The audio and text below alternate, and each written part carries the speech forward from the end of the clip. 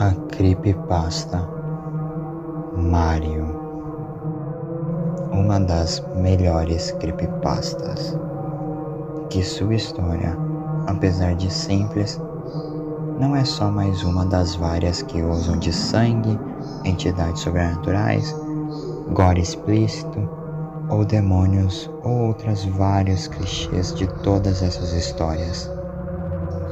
Mas apesar de ser muito boa, acho que todos que a leram por inteiro concordam que ela poderia ter sim um remake, desde que não perdesse a essência e consertasse tudo que a original tinha de defeitos. E bem, foi isso que Vibin Leaf nos deu mais uma vez, com não só uma espécie de remake, como quase uma história que encaixa perfeitamente com a creepypasta original. Ou melhor, o relato original.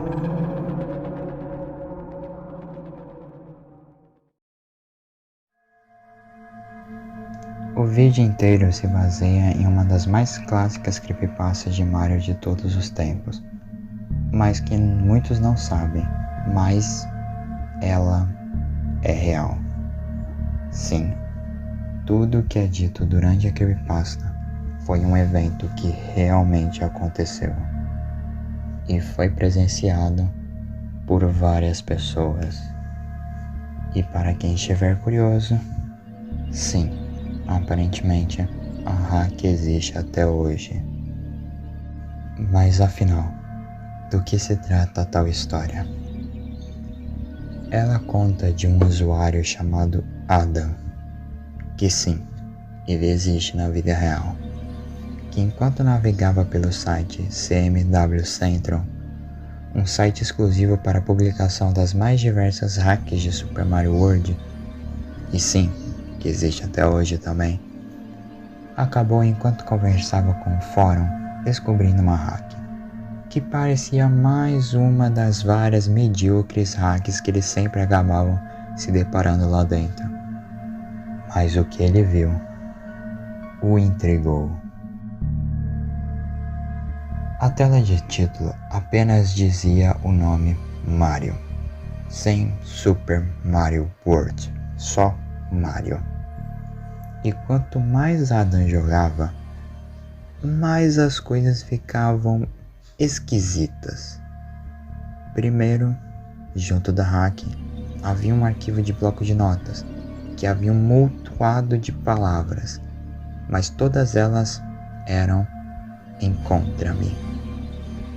Depois, no jogo em si, aparentemente o nome de Bowser havia sido trocado por Mario, como se Mario dessa vez fosse o vilão.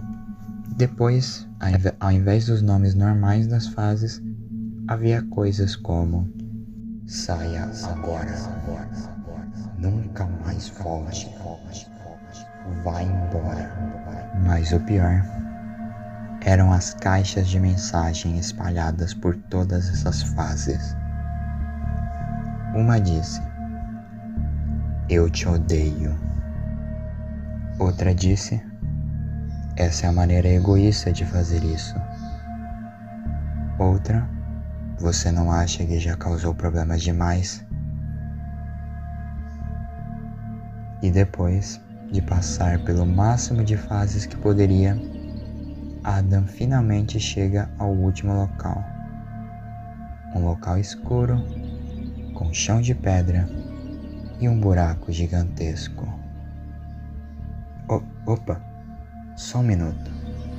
Teve uma frase que eu esqueci de mencionar, e que logo depois, com o próprio dono da SMW Central investigar aquele bloco de notas, essa frase logo faria muito mais sentido.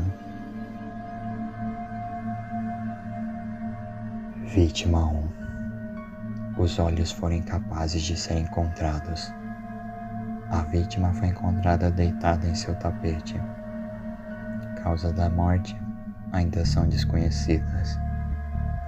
Impressões digitais não identificáveis foram encontradas em todo o cadáver.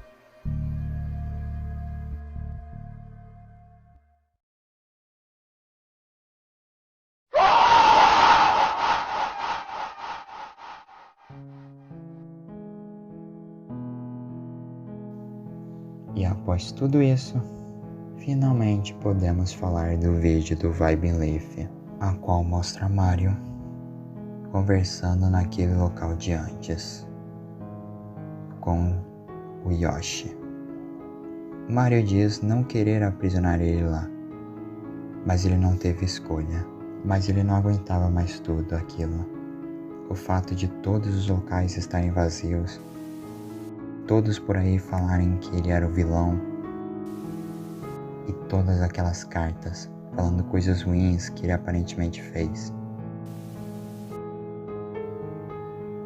E é aí que Mario percebe que Yoshi nunca esteve realmente lá.